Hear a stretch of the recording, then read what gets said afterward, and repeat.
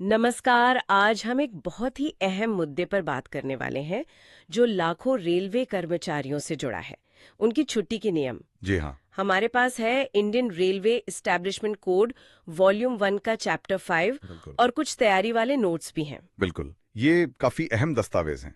तो हमारा मकसद क्या है आज?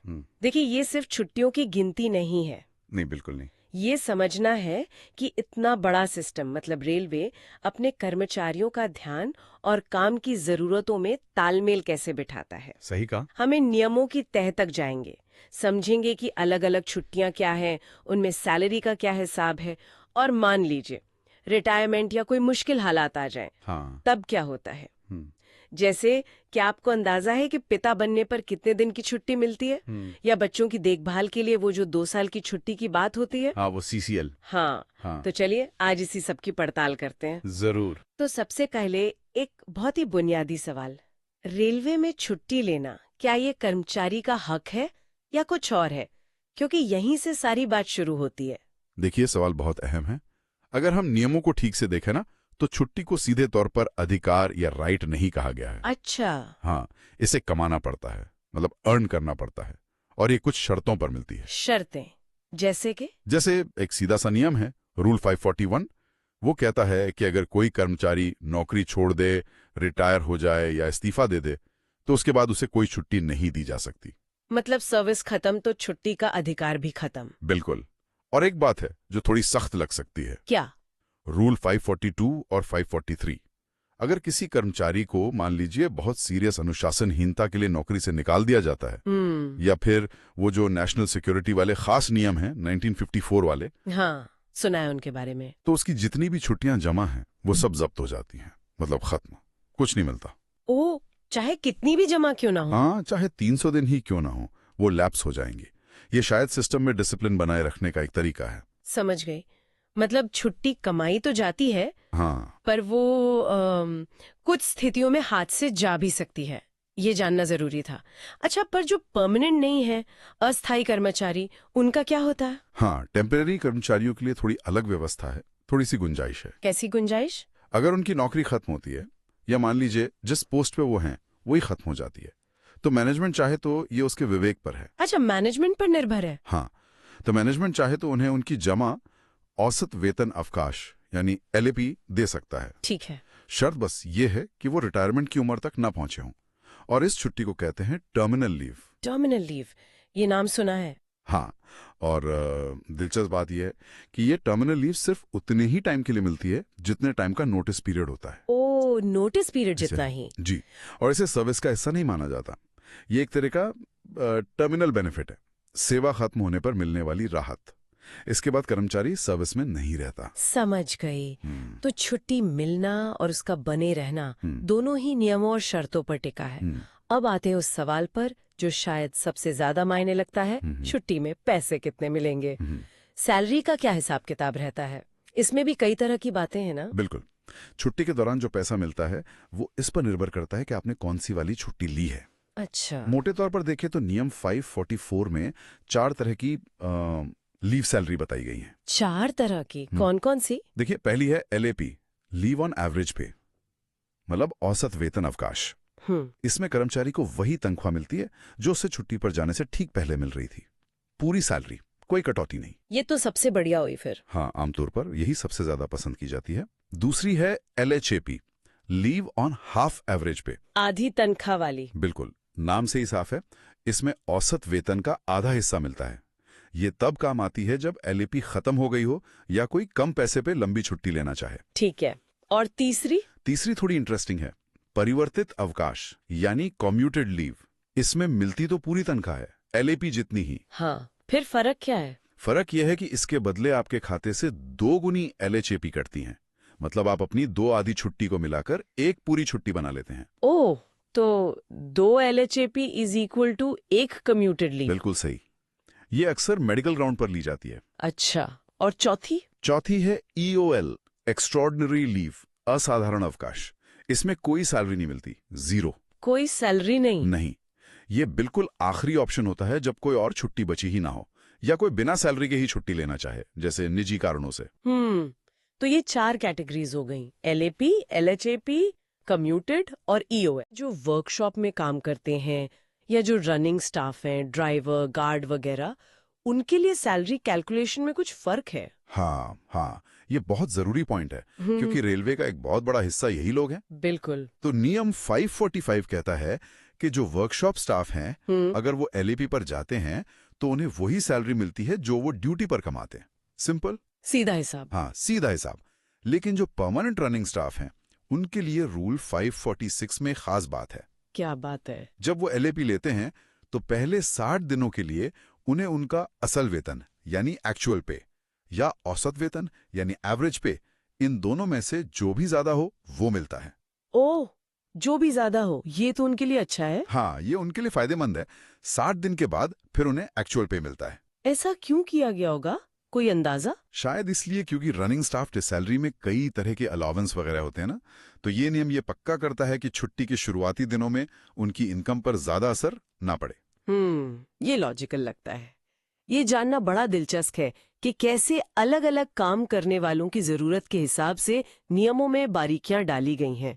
चलिए अब आगे बढ़ते हैं, उस स्थिति पर आते हैं जो नौकरी का आखिरी पड़ाव है, रिटायरमेंट। जी। या फिर भगवान न करे अगर किसी की सर्विस के दौरान ही मृत्यु हो जाए, जी। तो क्या उनकी जो जमा छुट्टियां हैं उनका कोई पैसा मिलता है, नकद भुगतान? ये सवाल तो हजारों कर्मचारियों और उनके परिवारों के लिए बहुत मायने रखता होगा। हाँ बिल्कुल, और इसके लिए बहुत अहम नियम है। नियम 550 खास तौर पर रिटायरमेंट के बारे में है। क्या कहता है ये नियम? ये कहता है कि जब कोई कर्मचारी रिटायर होता है तो उसके अकाउंट में जितनी भी एलएपी और एलएचएपी जमा है, हाँ, उनके बदले उसे नकद पैसा मिलता है। लीव इनकैशमेंट कहते हैं इसे। सारी छुट्टियों का? नहीं, सारी नहीं, इसकी एक लिमिट है। ज्यादा से ज्यादा 300 दिन की छुट्टियों का पैसा मिल सकता है, एलएपी और एलएचएपी मिलाकर। अच्छा, 300 दिन की सीमा है। और ये पैसा कैसे कैलकुलेट होता है? ये रिटायरमेंट के टाइम की जो सैलरी प्लस महंगाई भत्ता मतलब बेसिक पे और डीए होता है, उसके आधार पर कैलकुलेट होता है। तो ये एक अच्छी खासी रकम बन जाती होगी रिटायरमेंट पर। हाँ बिल्कुल, ये रिटायरमेंट के वक्त काफी बड़ा सहारा होती है। और अगर किसी को रिटायरमेंट के बाद एक्सटेंशन मिलता है, सर्विस बढ़ जाती है? हाँ, ये भी एक पॉइंट है। अगर पब्लिक इंटरेस्ट में सर्विस बढ़ाई जाती है तो वो बढ़ी हुई सर्विस के दौरान भी छुट्टियां कमा सकते हैं, और जब फाइनली रिटायर होंगे तब भी 300 दिन की लिमिट तक का पैसा ले सकते हैं। ये तो हुई रिटायरमेंट की बात। लेकिन अगर किसी कर्मचारी की सर्विस के दौरान ही दुखद मृत्यु हो जाए, तब परिवार के लिए क्या प्रावधान है? हाँ, ये बहुत दुखद स्थिति होती है और नियम 549 इसी के लिए है। अगर किसी की नौकरी में रहते हुए मृत्यु हो जाती है तो उसके खाते में जमा छुट्टियों का वही 300 दिन की लिमिट तक नकद भुगतान उसके परिवार को किया जाता है, एलएपी और एलएचएपी दोनों मिला के। ये उस मुश्किल वक्त में परिवार के लिए यकीनन बहुत बड़ी मदद होगी। जी हाँ। और ये पैसा परिवार में मिलता किसे है? मतलब कौन हकदार होता है? क्या इसका कोई तय क्रम है? क्योंकि कई बार एक से ज्यादा लोग हो सकते हैं ना। बिल्कुल, और इसमें कोई कंफ्यूजन ना हो इसलिए नियम 549A में एक बहुत ही साफ और लंबी लिस्ट दी गई है। एक क्रम तय किया गया है। कैसा क्रम है? देखिए, सबसे पहला हक होता है विधवा या विधुर का। अगर वो नहीं है तो फिर सबसे बड़ा जीवित बेटा। अच्छा। उसके बाद सबसे बड़ी जीवित अविवाहित बेटी, फिर सबसे बड़ी जीवित विधवा बेटी। ये तो काफी डिटेल्ड है। और अगर ये भी ना हो तो? लिस्ट और लंबी है। इसके बाद पिता का नंबर आता है, फिर माँ का, फिर सबसे बड़ी जीवित शादीशुदा बेटी। अरे वाह। हाँ, उसके बाद 18 साल से कम उम्र का सबसे बड़ा जीवित भाई, फिर सबसे बड़ी जीवित अविवाहित बहन, और फिर सबसे बड़ी जीवित विधवा बहन। ये तो बहुत ही ज्यादा सोचा गया है इसमें। और सुनिए, अगर इनमें से भी कोई ना हो तो जो सबसे बड़ा बेटा था जिसकी मृत्यु हो गई, उसके सबसे बड़े बच्चे को भी ये मिल सकता है, मतलब पोता या पोती। कमाल है। ये क्रम दिखाता है कि कितनी गहराई से हर सिचुएशन के बारे में सोचा गया है, ताकि पैसा सही आश्रित तक ही पहुंचे। जी बिल्कुल, इससे पारदर्शिता भी रहती है। वाकई। चलिए अब कुछ खास तरह की छुट्टियों पर आते हैं। ये जो एलएपी, एलएचएपी थीं, ये तो आम छुट्टियां हो गईं। इनके अलावा भी तो कई स्पेशल लीव्स होती होंगी जो खास हालात के लिए होती हैं। इनमें जरूर कुछ इंटरेस्टिंग नियम होंगे। हाँ, कई सारी स्पेशल लीव हैं जो कर्मचारियों की अलग अलग जरूरतों को ध्यान में रखकर बनाई गई हैं। शुरुआत करते हैं मातृत्व अवकाश यानी मिटर्निटी लीव से। हाँ, ये तो बहुत जरूरी है। इसका जिक्र नियम 551 में है।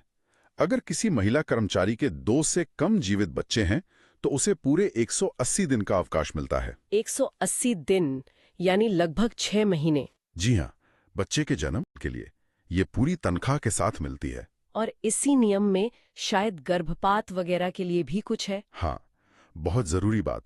अगर दुर्भाग्य से मिसकैरेज या अबॉर्शन हो जाता है तो मेडिकल सर्टिफिकेट दिखाने पर 45 दिन तक की छुट्टी मिल सकती है, पूरी नौकरी के दौरान कभी भी। अच्छा। और ये छुट्टी उनको भी मिल सकती है जिनके पहले से 2 या ज्यादा बच्चे हैं।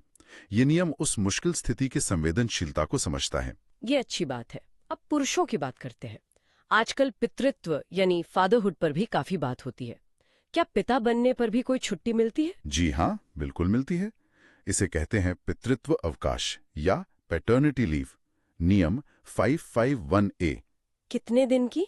अगर किसी पुरुष कर्मचारी के 2 से कम जीवित बच्चे हैं तो उसे अपनी पत्नी के प्रसव के समय या उसके बाद बच्चे की देखभाल में मदद के लिए 15 दिन की छुट्टी मिलती है। 15 दिन? हाँ, 15 दिन। और ये छुट्टी बच्चे के जन्म से 15 दिन पहले से लेकर जन्म के 6 महीने बाद तक कभी भी ले जा सकती है। 6 महीने के अंदर लेनी होती है। हाँ, हालांकि ये मैटरनिटी लीव जितनी लंबी नहीं है, पर फिर भी पिता को शुरुआती दिनों में बच्चे और माँ के साथ रहने का मौका मिलता है। सही है। अच्छा, आजकल अडॉप्शन भी काफी होता है। बच्चा गोद लेने पर क्या कोई छुट्टी का प्रावधान है? हाँ, उसके लिए भी नियम है। बाल दत्तक ग्रहण अवकाश यानी चाइल्ड अडॉप्शन लीव। अच्छा। नियम 551C कहता है कि अगर कोई महिला कर्मचारी 1 साल से कम उम्र का बच्चा लीगली गोद लेती है और उसके 2 से कम जीवित बच्चे हैं तो उसे 135 दिन की छुट्टी मिलती है। 135 दिन, ये भी काफी है। हाँ, बच्चे के साथ शुरुआती बॉन्डिंग के लिए। और इसी स्थिति में रूल 551D के तहत पुरुष कर्मचारियों को 15 दिन की छुट्टी मिलती है। पुरुषों को भी गोद लेने पर? जी हाँ, 15 दिन। ये दिखाता है कि गोद लेने वाले माता पिता दोनों की जरूरतों को समझा गया है। ये तो बहुत अच्छी बात है। और एक छुट्टी है जिसका जिक्र बार बार आता है, चाइल्ड केयर लीव, CCL। सुना है ये 750 दिन की होती है। ये क्या है पूरा मामला? हाँ, CCL नियम 551E। ये वाकई एक बहुत बड़ी सुविधा है, खासकर महिला कर्मचारियों के लिए। 750 दिन मतलब 2 साल। हाँ, लगभग 2 साल। ये छुट्टी महिला कर्मचारियों को उनके 18 साल से कम उम्र के 2 सबसे बड़े बच्चों की देखभाल के लिए मिलती है। किस तरह की देखभाल? जैसे मान लीजिए बच्चों के एग्जाम हैं या वो बीमार हैं या कोई और ऐसी जरूरत आ गई जहां माँ का होना जरूरी है, तो वो अपनी पूरी नौकरी के दौरान कुल मिलाकर 750 दिन की CCL ले सकती हैं। पूरी नौकरी में 750 दिन? जी। लेकिन इसकी कुछ शर्तें भी हैं। क्या शर्तें हैं? एक कैलेंडर साल में 3 बार से ज्यादा नहीं ले सकते और हर बार कम से कम 5 दिन की छुट्टी लेनी होती है। अच्छा, टुकड़ों में ले सकते हैं पर कम से कम 5 दिन एक बार में। हाँ, तो ये लंबी छुट्टी जरूर है, पर इसे सोच समझकर खास जरूरतों के लिए ही इस्तेमाल किया जा सकता है। ये बच्चों की परवरिश में मदद करने का एक बड़ा कदम है। बिल्कुल, ये तो वाकई कामकाजी महिलाओं के लिए बहुत मददगार होगी। अब एक और गंभीर मुद्दे पर आते हैं, रेलवे का काम। कई बार उसमें जोखिम भी होता है। हाँ, होता है। अगर ड्यूटी करते हुए किसी कर्मचारी को चोट लग जाए या वो किसी वजह से अक्षम हो जाए, काम करने लायक न रहे, तो उसके लिए क्या नियम है? इसके लिए भी खास प्रावधान है। एक है विशेष अक्षमता अवकाश यानी स्पेशल डिसेबिलिटी लीव। नियम 552 और 553। ये कब मिलती है? ये तब मिलती है जब कोई कर्मचारी अपनी ड्यूटी करते हुए किसी चोट की वजह से टेम्पररी तौर पर काम करने में अक्षम हो जाता है। चोट मतलब एक्सीडेंट? एक्सीडेंट भी हो सकता है, या मान लीजिए किसी ने जानबूझकर हमला कर दिया हो ड्यूटी पर, उसमें लगी चोट भी शामिल है। अच्छा, कितने दिन की मिल सकती है ये छुट्टी? ये ज्यादा से ज्यादा 24 महीने यानी 2 साल तक मिल सकती है। और सैलरी का क्या रहता है इसमें? इसमें पहले 120 दिनों के लिए तो पूरी तनख्वाह मिलती है, LAP के बराबर। ठीक है। और उसके बाद की जो अवधि है उसके लिए आधी तनख्वाह मिलती है, LHAP के बराबर। मकसद ये है कि कर्मचारी जब तक ठीक ना हो उसे आर्थिक परेशानी ना हो। और इसी तरह की शायद एक और छुट्टी है, हॉस्पिटल लीव। हाँ, बिल्कुल, अस्पताल अवकाश यानी हॉस्पिटल लीव। नियम 554। ये ग्रुप A या B के अफसरों को छोड़कर बाकी कर्मचारियों को मिलती है, यानी ग्रुप C और D को। ये कब मिलती है? अगर उन्हें ड्यूटी के दौरान लगी चोट या हुई किसी बीमारी के इलाज के लिए अस्पताल में भर्ती होना पड़े या घर पर ही लंबा इलाज चले। अच्छा, इसमें भी सैलरी का वही हिसाब है? जी हाँ, बिल्कुल वही। पहले 120 दिन पूरी तनख्वाह LAP और बाकी समय आधी तनख्वाह LHAP। ये भी इलाज के दौरान आर्थिक सुरक्षा देने के लिए है। ठीक है, मतलब सुरक्षा और सेहत का भी ध्यान रखा गया है। अच्छा, क्या अपनी स्किल बढ़ाने मतलब पढ़ाई लिखाई के लिए भी कोई छुट्टी का प्रावधान है? हाँ जी है। अध्ययन अवकाश ये किसको और क्यों मिलती है? ये उन कर्मचारियों को मिल सकती है जो रेलवे के काम से जुड़ा कोई साइंटिफिक, टेक्निकल या इसी तरह का कोई खास कोर्स करना चाहते हैं या कोई स्पेशल ट्रेनिंग लेना चाहते हैं, जिससे रेलवे को भी फायदा हो। हाँ, जिससे उनकी अपनी काबिलियत बढ़े और रेलवे का काम भी बेहतर हो। और खास बात यह है कि ये छुट्टी सर्विस पीरियड में गिनी जाती है, इसे सर्विस से ब्रेक नहीं माना जाता। ये तो बढ़िया है। और कोई खास नियम? एक और नियम है जो बहुत ही संवेदनशील और जरूरी है। नियम 551F। कौन सा? अगर कोई महिला कर्मचारी अपने काम की जगह पर यौन उत्पीड़न यानी सेक्सुअल हैरेसमेंट की शिकायत करती है, हाँ, तो जब तक उस मामले की जांच चल रही है उसे 90 दिनों तक की खास छुट्टी दी जा सकती है। 90 दिन की? हाँ, ये इसलिए ताकि पीड़ित पर कोई दबाव न बन सके और जांच आराम से निष्पक्ष तरीके से हो पाए। ये वाकई आज के समय में एक बेहद जरूरी प्रावधान है। अच्छा, बातों बातों में हमने कई नियम देख लिए। क्या कोई ऐसा नियम भी है जो पहले था पर अब बदल गया है या खत्म हो गया है? हाँ, एक था अग्रिम अवकाश वेतन यानी एडवांस लीव सैलरी, नियम 548। Advance salary? छुट्टी की। हाँ। पहले कर्मचारी छुट्टी पर जाने से पहले अपनी छुट्टी की सैलरी का कुछ हिस्सा एडवांस ले सकते थे, लेकिन जो 7वां वेतन आयोग आया, हाँ, 7th पे कमीशन, उसकी सिफारिशों के बाद इस सिस्टम को खत्म कर दिया गया है। अब छुट्टी से पहले एडवांस सैलरी नहीं मिलती। अच्छा, तो ये नियम अब लागू नहीं है? जी नहीं। तो हमने आज भारतीय रेलवे के कर्मचारियों के छुट्टी नियमों की काफी सारी बातें जानी। अलग अलग तरह की छुट्टियां, LAP, LHAP, maternity, paternity, child care leave, disability leave, hospital leave, study leave, बाप रे कितनी तरह की हैं। हाँ, लिस्ट लंबी है। हमने ये भी समझा कि छुट्टी में सैलरी कैसे तय होती है, रिटायरमेंट या दुखद मृत्यु पर जमा छुट्टियों का पैसा कैसे मिलता है, और कुछ खास हालात जैसे यौन उत्पीड़न की जांच के लिए भी क्या व्यवस्था है। हाँ, और ये नियम सिर्फ सुविधाओं की एक लिस्ट भर नहीं है। इनसे पता चलता है कि रेलवे जैसा एक बहुत बड़ा संगठन कैसे अपने लाखों कर्मचारियों की निजी और पारिवारिक जरूरतों और अपने काम की जरूरतों मतलब ऑपरेशनल रिक्वायरमेंट्स के बीच एक बैलेंस बनाने की कोशिश करता है। बिल्कुल। और इन नियमों में जो बदलाव होते रहते हैं, जैसे पैटर्निटी लीव आई, CCL आई, ये भी दिखाता है कि सिस्टम वक्त के साथ समाज की बदलती सोच और जरूरतों के हिसाब से ढलने की कोशिश कर रहा है। सही कहा। और अब आखिर में श्रोताओं के लिए एक सवाल छोड़ जाते हैं। हमने इतने सारे नियम देखे, इतने प्रावधान सुने, क्या ये सब सोचने पर मजबूर करता है कि क्या ये नियम जमीनी हकीकत से पूरी तरह मिल खाते हैं? ये एक बड़ा सवाल है। जैसे क्या आज के जमाने में 15 दिन की पैटर्निटी लीव काफी है जब हम पिता की भूमिका पर इतना जोर दे रहे हैं, या फिर वो 750 दिन की चाइल्ड केयर लीव जो सिर्फ महिलाओं को मिलती है?